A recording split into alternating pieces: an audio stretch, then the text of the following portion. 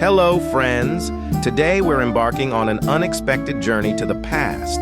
Picture this: castles, knights, serfs, and Canada. Yes, you heard that right. We're going to explore why Canada should consider the feudal production method. Sounds crazy, right? So buckle up and get ready for a dose of medieval history with a Canadian twist.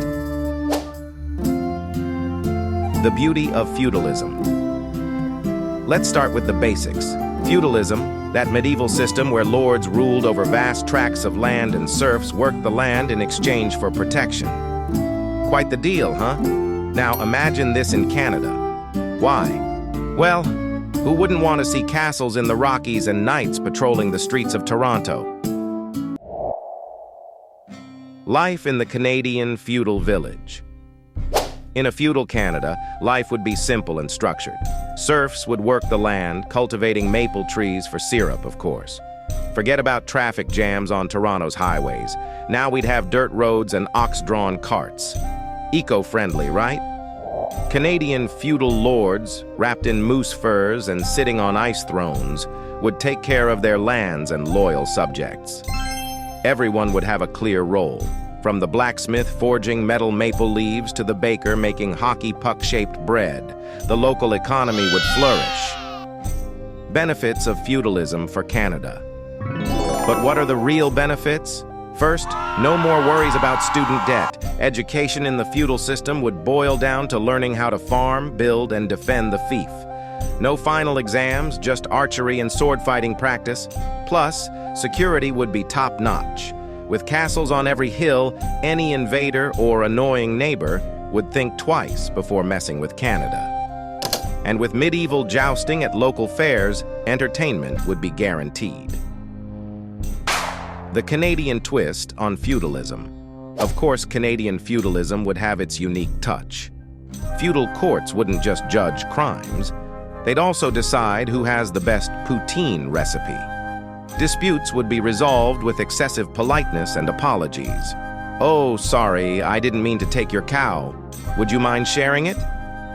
And let's not forget winter. Castles would have advanced heating systems, aka medieval fireplaces, and ice jousting would become the national sport, surpassing even hockey. Noblemen on ice skates would be quite a spectacle. How feudalism would be implemented in Canada. Now the big question: how would we make all this possible?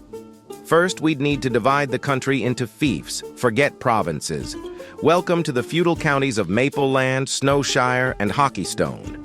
Each fief would have its own feudal lord, chosen for their skills in moose hunting and maple syrup crafting. Next, we'd need to build castles. This is where community participation comes in. Imagine government programs like Build Your Castle, where every citizen pitches in some manual labor. Instead of paying taxes, you work on the local castle. Serfs would be our brave farmers and artisans, working the land and producing goods for the fief. Schools would transform into training centers for knights and damsels, teaching essential skills like horseback riding and shield embroidery. For technology, we'd keep some modern conveniences. Feudal knights could use bicycles instead of horses, more eco-friendly and practical. And castles would have Wi-Fi so no one misses the latest episode of their favorite show. Disadvantages of feudalism. Of course, not everything would be perfect. Medieval internet would be a cart going from fief to fief with scrolls, complicating things a bit for TikTok and Netflix. And goodbye online shopping, hello bartering sheep for tools. Conclusion. In summary, while adopting the feudal production method in Canada sounds like a fun and quirky throwback, it probably isn't the best practical idea. But hey, dreaming is free, and who knows? Maybe someday we'll see a medieval festival in Canada giving us a little glimpse of how this crazy idea would play out. Thanks for joining us on this imaginary trip to the past. And remember, if you see a castle under construction in your neighborhood, it might just be the start of something big, or simply a movie set. Until the next historical adventure, friends.